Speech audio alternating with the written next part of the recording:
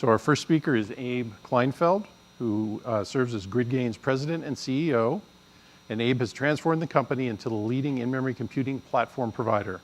Since joining in 2013, Abe has led the company through 5 years of triple-digit average annual growth, $29 million in Series B venture financing, and numerous awards, including being named to the Inc. 500 list of America's fastest-growing private companies for the past 2 years. Abe's previous roles included serving as president and CEO of InCircle and Eloquent, and he was a co-founder of Odesta Systems, which later merged and became OpenText. Abe's career spans 4 decades, dating back to his start as a software engineer at Raytheon Data Systems and marketing and sales management roles at Oracle Corporation and Wang Laboratories. Abe holds a bachelor's degree in computer science from State University of New York at Oswego and is an avid photographer and science fiction fan. Please join me in welcoming Abe to the stage.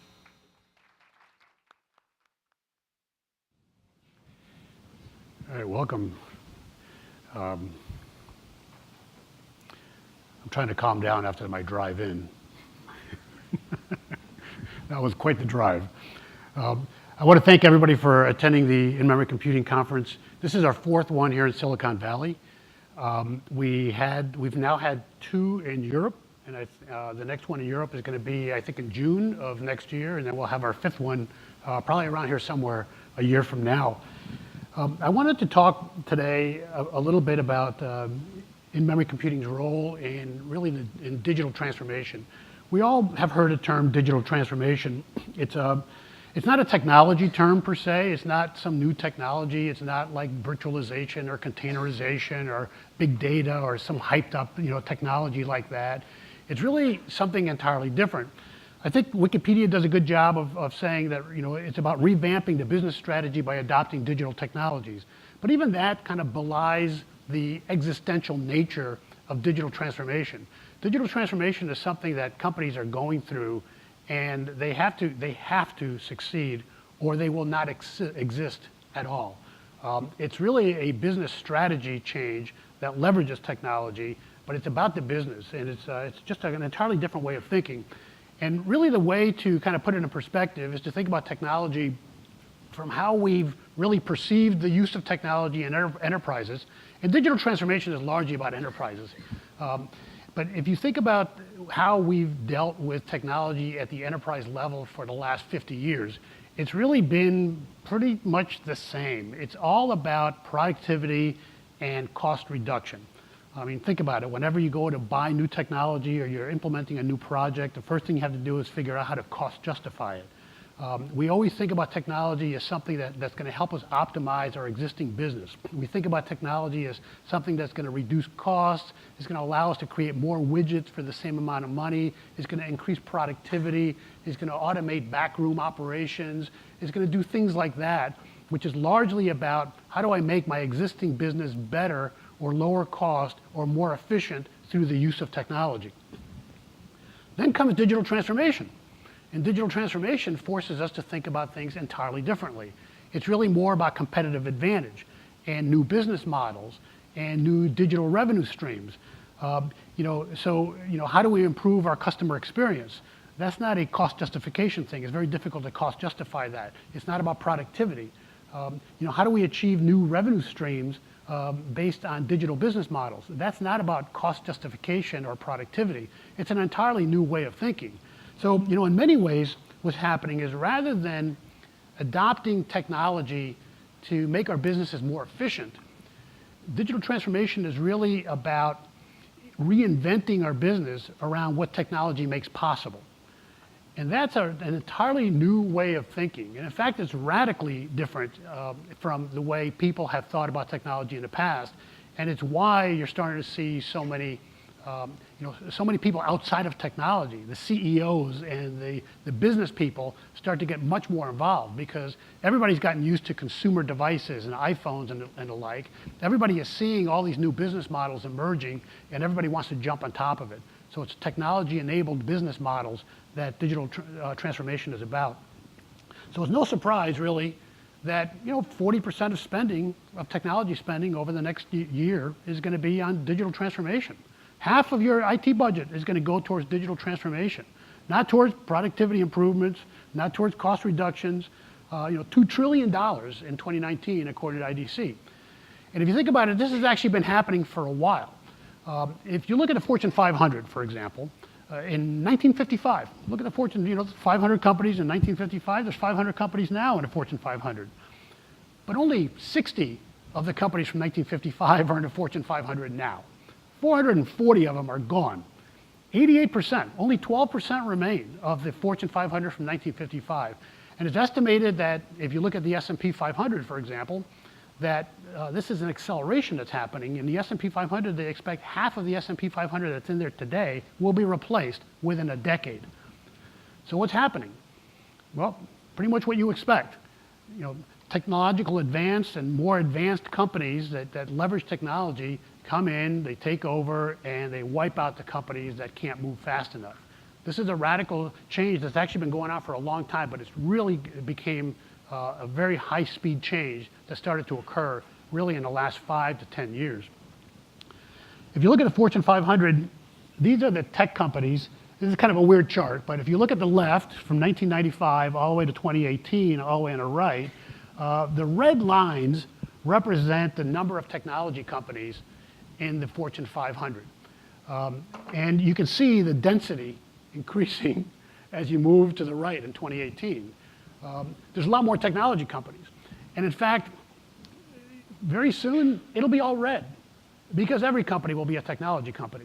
If you look at, the CEO of ING says, we want to be a tech company with a banking license. If you look this up on Google, you'll find out that virtually every CEO in every industry is saying the same thing. We want to be a tech company in retail. We want to be a tech company with a healthcare license. We want to be a tech company with X license. This is the direction that everybody's going. Everybody is becoming a digital company. And you have no choice. This is what you have to do in order to survive. It's an existential thing for companies to go through this. The companies that fail to do it won't exist. The companies that don't do it fast enough won't exist. There's a lot of companies that'll do a fabulous job at it, and they still won't exist because some tech startup will come in with a better digital model and wipe out whatever it is or completely disrupt the industry. We've seen that happen numerous times already. Amazon is probably one of the best examples, but it's happening everywhere. So even, let's look at the most non-digital of all businesses in the world, the auto industry, right? The auto industry is not digital. Think again. There's not much difference in today's auto industry than Apple and the iPhone. If you go back and look at Apple when they first put out the iPhone, tech company puts out the iPhone, and the iPhone was basically just a device. It was a standalone device, and you made phone calls with it, you could surf the web, and then the App Store came out, and next thing you know, you have iCloud, and next thing you know, you have iTunes, and you have the App Store, and you have, there's Apple Pay. It turns out that Apple now uses the iPhone. They could give away the iPhone because Apple is using the iPhone as a mechanism to connect to a larger digital platform. And that digital platform now, their services business that has all those things that I just talked about in it, is now about a $40 billion a year business. $40 billion a year. If that business was ripped out of Apple and put into the Fortune 500, they'd be in the top 100.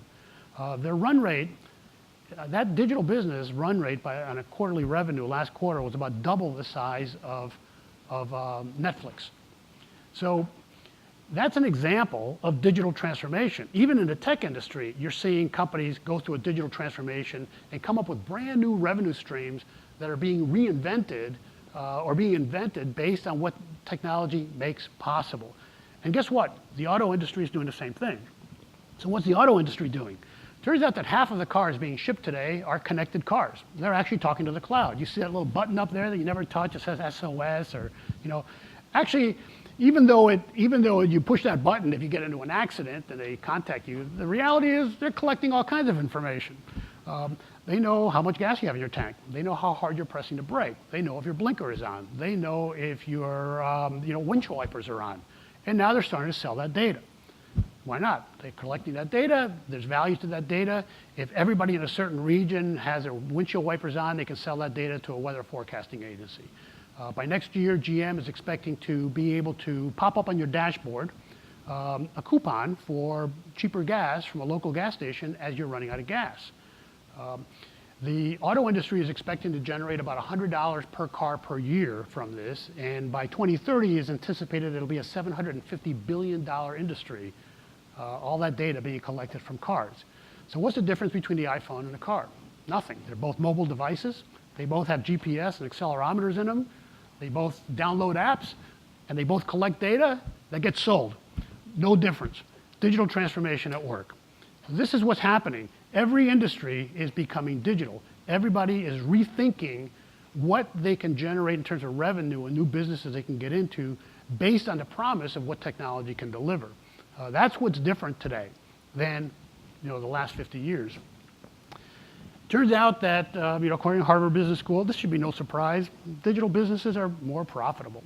They have better gross margins, they have better earnings, they have better net income, and not just a little bit, a lot. If you look at the digital leaders versus the digital laggards, you can tell who the leaders are, the Amazons of the world, and laggards are the people who don't do anything digital other than talk about it.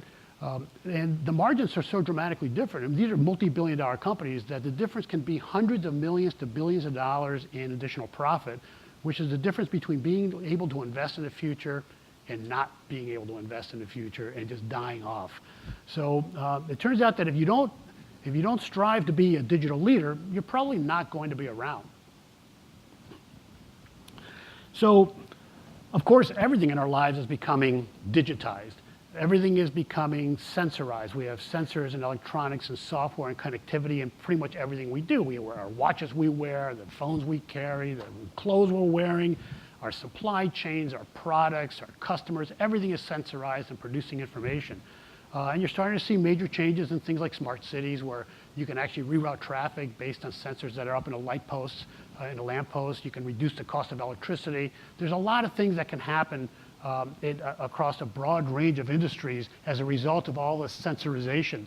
One of the more interesting ones, I think, is insurance. Insurance is one of those areas that we typically don't pay that much attention to. Insurance is kind of it's kind of a detect and repair industry. You kind of detect that something went wrong and then you pay to repair it. But it's starting to move more towards a predict and prevent world and is leveraging technology that we already carry, like our cell phones. And these smart devices and watches and things like that, all of a sudden insurance companies are starting to build new business models that allow them to be able to basically charge you as you live. You pay as you live. So if you enter an address into your phone to route, to go to your friend's house, for example, you enter a route, the insurance company will be able to step in and say, if you take this alternate route, you'll save on your insurance because there's a lower chance of accidents. You're going to start to see more of that start to happen. And insurance companies are already starting to do a lot of this kind of connected insurance testing.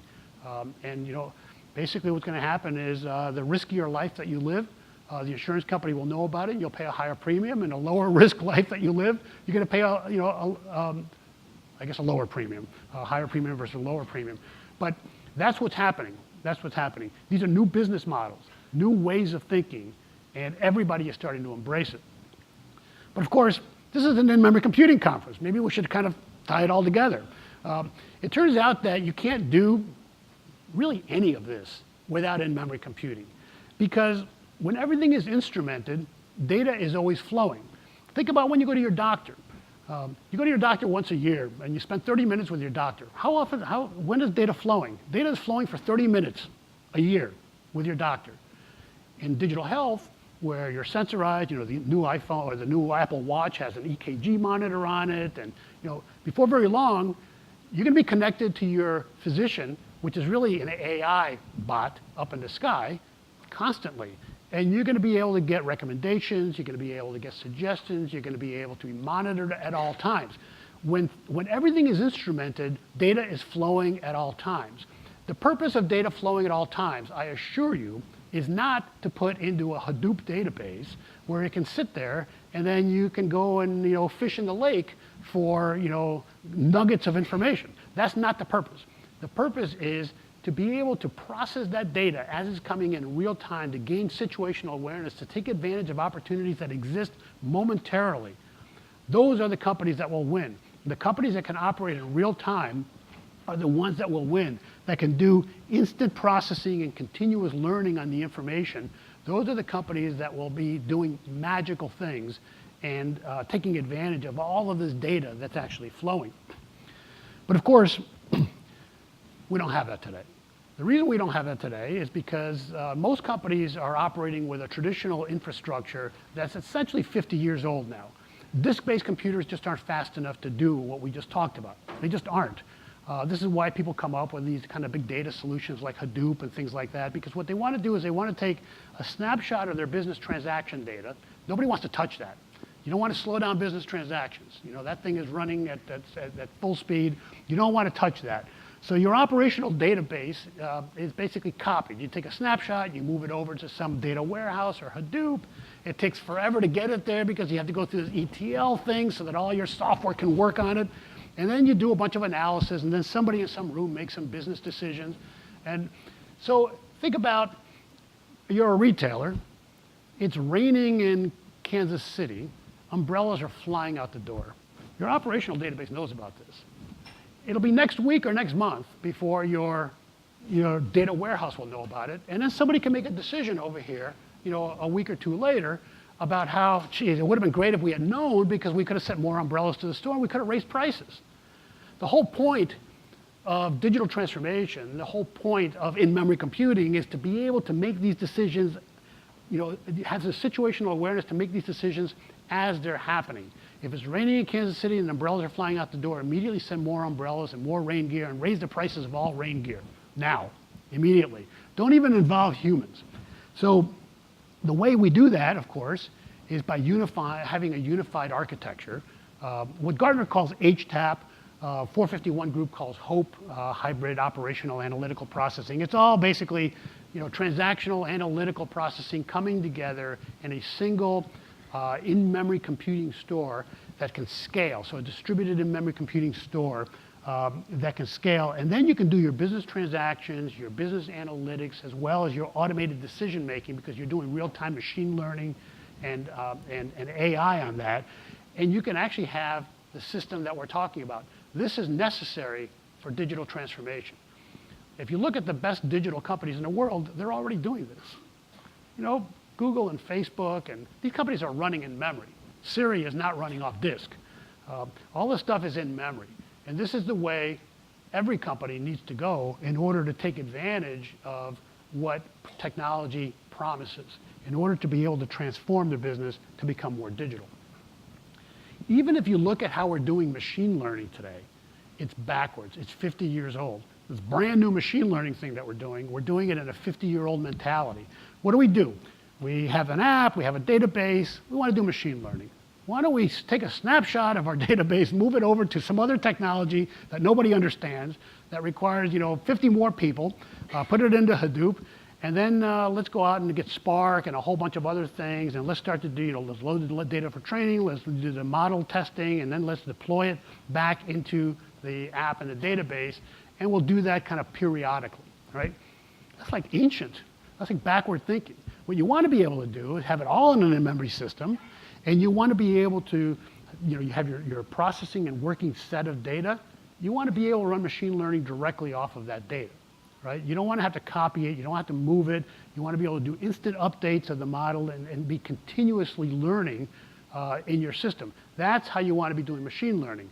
This is another example of how in-memory computing can actually create that unified architecture where you do not have to separate out these functions and slow your entire business down. So Gartner talks about an in-memory computing platform. We're very happy about that because at GridGain we've been actually using that term, in-memory computing platform, for about 2.5 years now. And basically they define in-memory computing platform as a bunch of in-memory technologies coming together into a single platform with a unified API that makes it easier to manage, easier to deploy, easier to build modern applications on, where you don't have to have all those limitations that we had in the past with trying to decide whether it should be a SQL database or a NoSQL database, or it should be a key value store, or it should be Hadoop, or it should be, there's so many decisions. Everyone has a trade-off. You really don't want to have any of those trade-offs. You want a unified in-memory system that lets you take full advantage of all of those technologies at very, very high speeds. So basically they define it as an in-memory database, in-memory data grid, streaming analytics, and other IMC technologies like machine learning and deep learning, all intertwined in a single system with a unified API. And what they say is that by 2019, 75% of cloud native application development will use IMC platforms, in-memory computing platforms. By 2021, 25% of large and global organizations will adopt these platforms. By 2022, about 40% of large global enterprises will be using in-memory database management systems, which is part of these platforms, to reduce the proliferation of all these data. We have so many copies of data all over the place to do all these specialized things. That's not the goal, right? The goal is to process information as it's happening and be able to make automated decisions on it as much as possible in order to gain competitive advantage. That's what we're trying to do. So there you go. This is it's a great opportunity. The people in this room are in the midst of one of the biggest transformational changes at the technology level in the history of technology. We are providing the technology and the platforms that enable radical change in companies, and really we are the infrastructure for the platform of the future. You know, tomorrow's companies, unlike us, who have 6 senses, you know, we can smell, we can hear, companies are going to be able to have billions of sensors. They're going to be able to sense everything that's going on around them and process that information in real time to be able to optimize and predict and react in real time. They'll be able to embrace new business models and generate new revenue streams. And you know, obviously they'll be more competitive and more opportunistic, but they can also scale better. If you think about how digital products scale versus physical products, there's a massive difference. Those of you that remember records, remember the music industry not that long ago? You used to, if you wanted to produce a song, how did you produce a song? You had to go to a recording studio and you produced, you know, you played the song and then they put it on tape and then they'd send it to some manufacturing site and they produce CDs or tapes or records or whatever. And then they had to have some kind of distribution mechanism and bring it to record stores, and people went to stores. All of that is gone. All of that disappeared. You now sit in front of your computer with your guitar. You generate a digital file instantly. You upload it to a website, and it scales to billions of people. Near zero cost. That's digital transformation. And it's happening everywhere. A lot of us think that, you know, physical products will never go that way, but it's already happening. You can download designs and print them on your 3D printer, and you can fix the door handle on your refrigerator. So you don't have to go to Home Depot anymore. So the reality is digital changes everything, but it's all about being fast. It's all about being responsive. It's all about being able to take advantage of information as it's happening, real-time situational awareness. And that's what in-memory computing enables. So I'll leave you with that thought. Thank you very much for coming. I think the next couple of days will be very interesting, and thank you very much.